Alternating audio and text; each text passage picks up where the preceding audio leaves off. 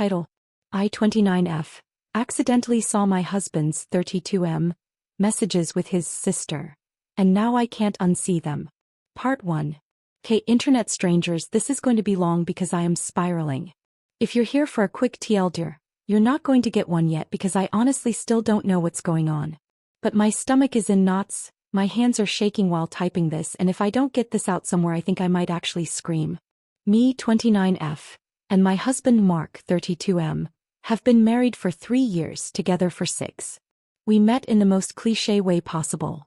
Mutual friends invited us to the same game night, we were paired for charades, and he was so charmingly bad at it that I spent half the night crying laughing. He asked me out 2 days later. The rest was history. We were that annoying couple that just clicked. The kind of couple our friends used to joke about. If you two ever break up, I'm giving up on love. Mark is one of those guys who is just effortlessly likable. He's good with my parents, good with kids, loves dogs, grills a mean burger, fixes things around the house without complaining. Honestly, up until 3 days ago I would have said our relationship was rock solid. Enter Jess.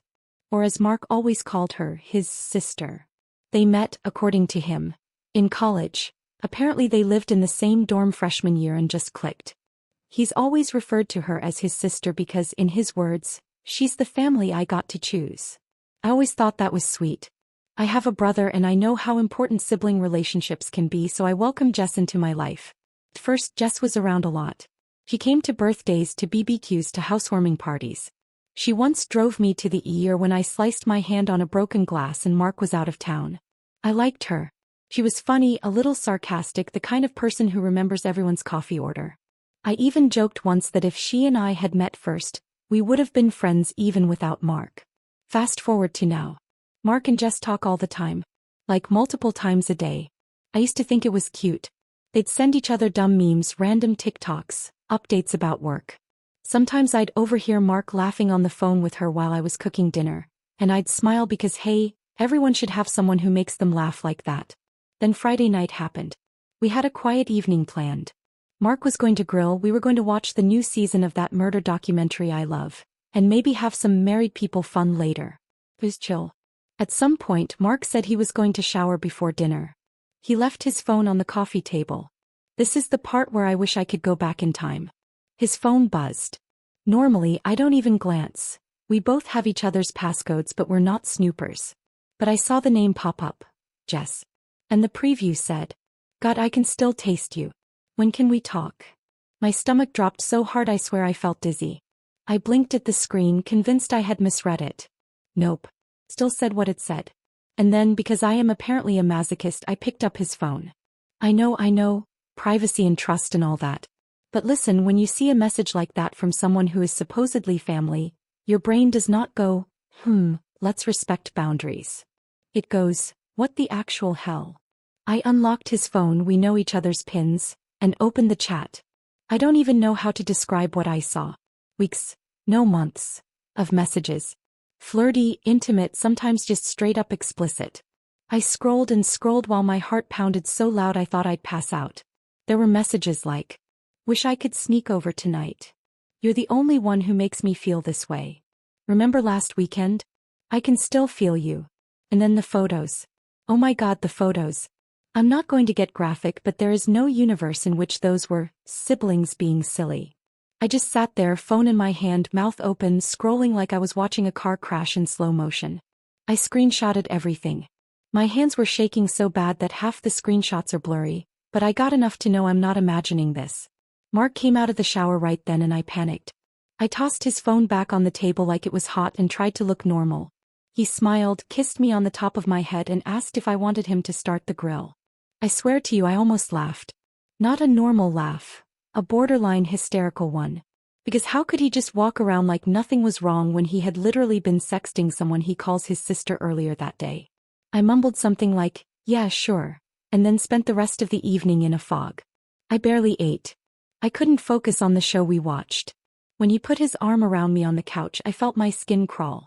That night, I lay awake next to him, staring at the ceiling, trying to piece together how long this has been going on and how I missed it. The next morning, I told him I was meeting a friend for brunch. Lie. Instead, I drove to the first cafe I could find, sat down with my coffee and opened my screenshots. I went through them one by one, slowly, like ripping off a bandage. There were references to things I didn't even know had happened.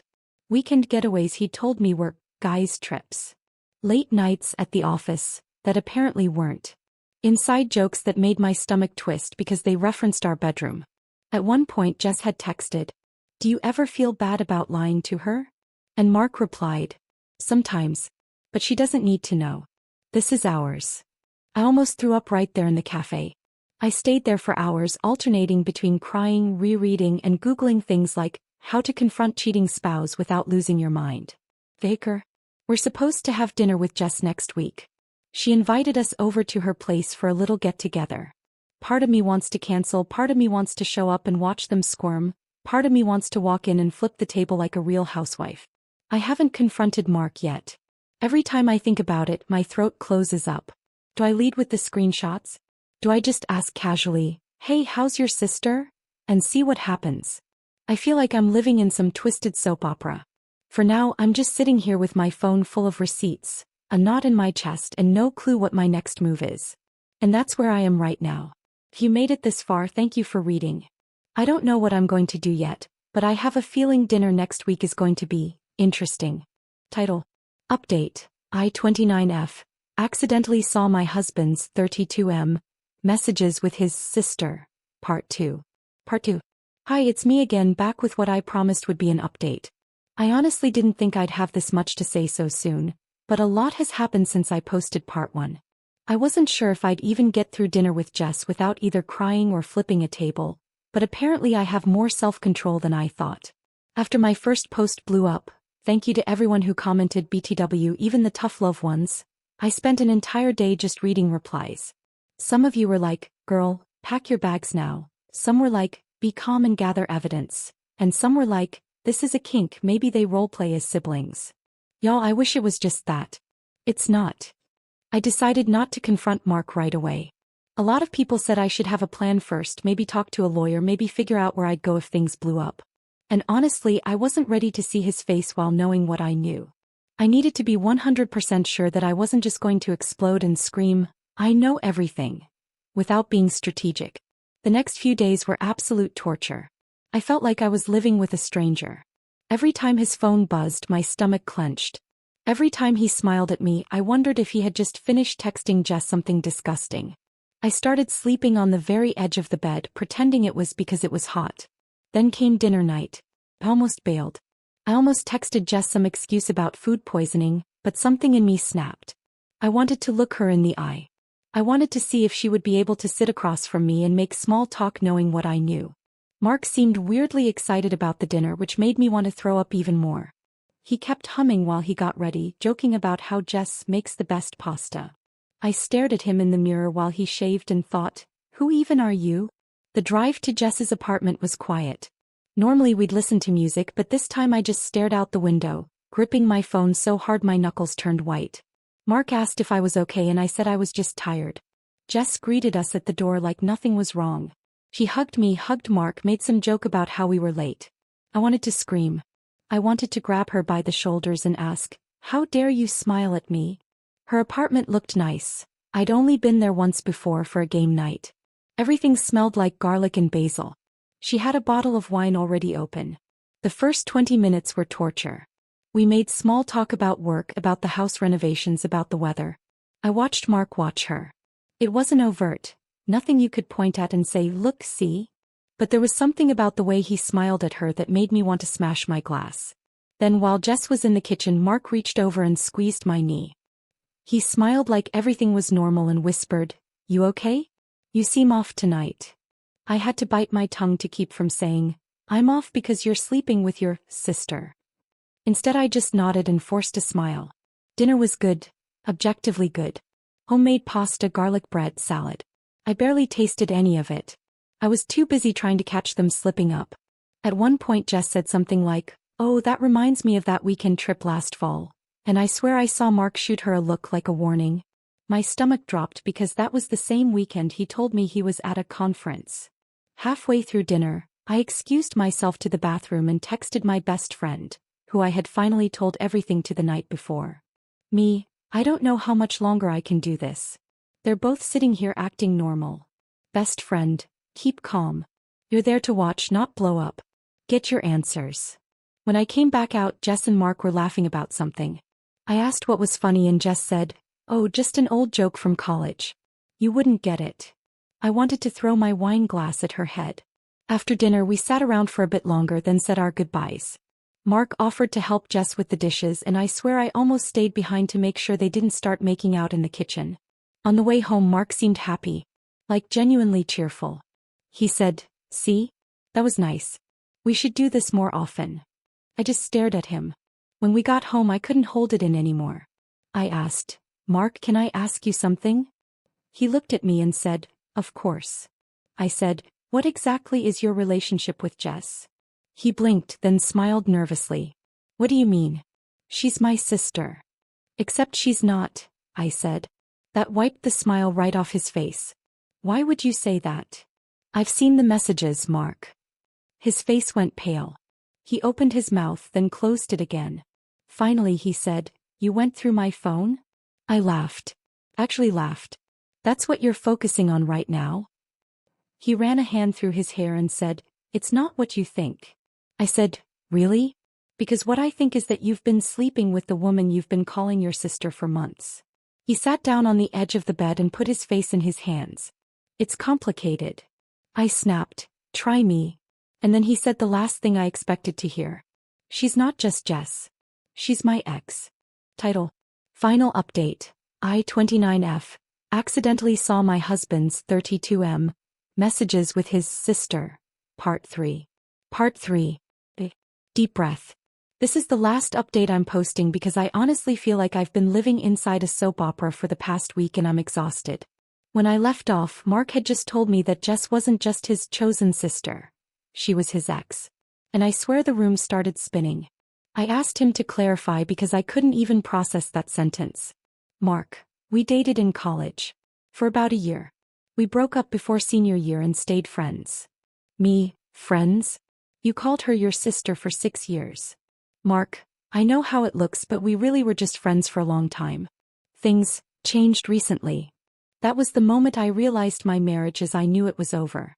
Because there's no universe in which things changed recently means anything except we started sleeping together again. I asked him when it started. He said about 8 months ago.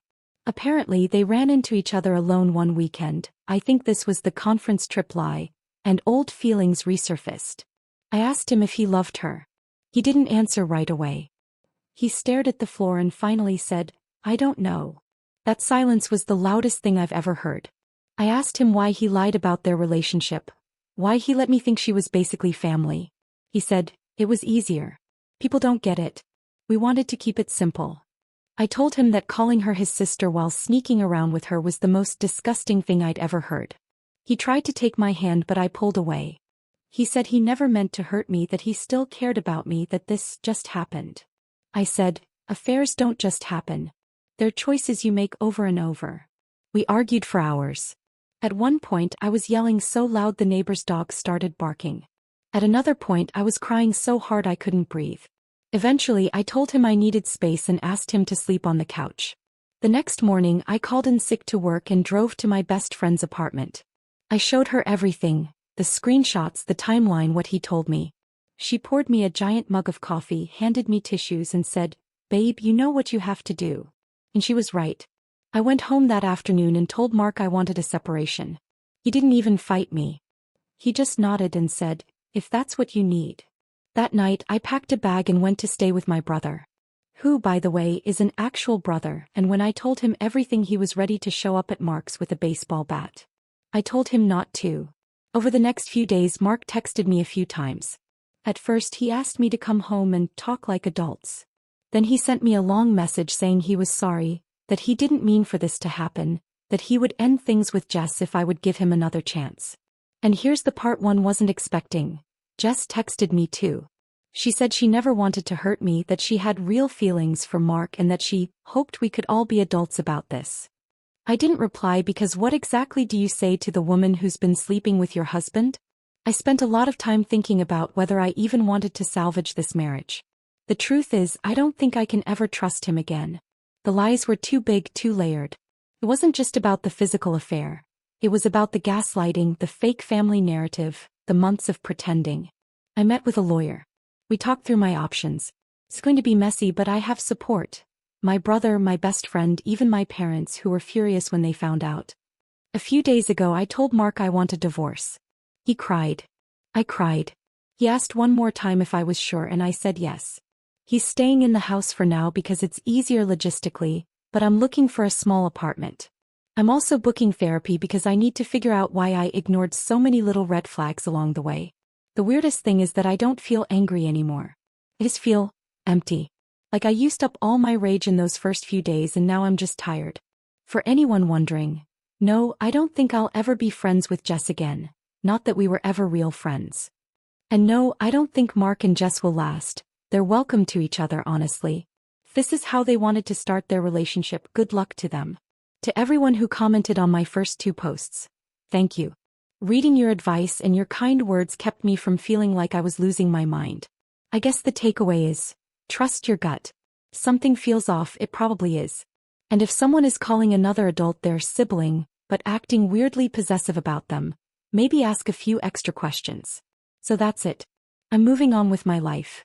Sucks, but I'd rather be alone than stay with someone who could look me in the eye every day while lying to me.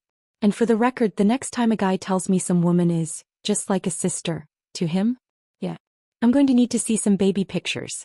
End of part 3 resolution.